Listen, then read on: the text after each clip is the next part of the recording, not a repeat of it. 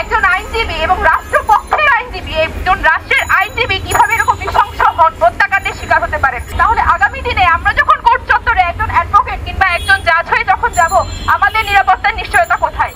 রাস্তার মাগফিরাত কামনা করছি। উনি শহীদ হয়েছেন, আল্লাহ যেন তাকে জান্নাত নসিব করেন এবং শোক সন্তপ্ত পরিবারের উপর আমরা সহমর্মিতা জানাই। আমি শুনেছি তিনি উনার ওয়াইফ সন্তান সম্ভবা ছিলেন এবং 3 বছরের একটি মেয়ের কথা আমরা শুনেছি। সেই পরিবারের একজন হিসেবে আমরা যদি নিজেকে কল্পনা করি, তাহলে এই ব্যাপারটির গভীরতা হয়তো আমরা বুঝতে পারবো যে এটা কখনোই মেনে নেওয়ার না যে কোর্ট চত্বরে একজন আইনজীবী এবং রাষ্ট্রপক্ষের আইনজীবী, একজন রাষ্ট্রের আইনজীবী কিভাবে এরকম নৃশংস হত্যাকাণ্ডের শিকার হতে পারেন। আমরা আজকে দাঁড়িয়েছি ঢাকা বিশ্ববিদ্যালয় আইন বিভাগের পরিবার হয়ে।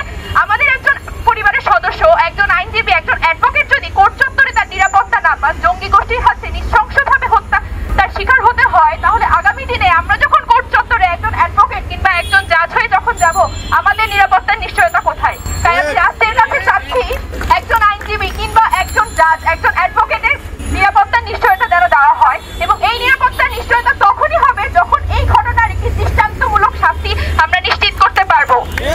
এই ঘটনার এমন দৃষ্টান্তমূলক শাস্তি হোক যেন কোর্ট চত্বরে এরপরে কোনো ধরনের হামলার সাহস কোনো জঙ্গি গোষ্ঠী, কোনো উগ্রবাদী গোষ্ঠী যেন কখনোই করার সাহস না পায়।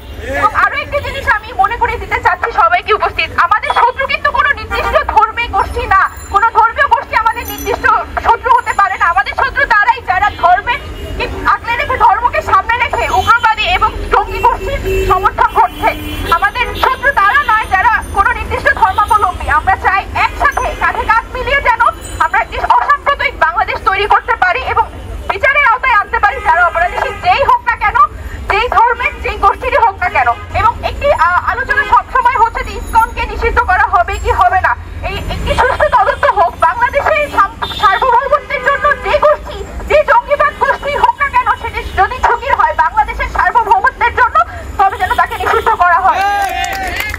এখানে কারোর দালালি আমরা মানবো না। ঢাকায় হোক আমাদের রাজপথ, রাজপথে আমরা সবাই এগিয়ে আসবো এবং এই ঘটনার একটি সুষ্ঠু তদন্ত প্রতিবেদন চাইবো এবং বিচার চাইবো। এখানে শেষ করছি। আলিফ ভাইয়ের আত্মার মাগফিরাত রয়েছে।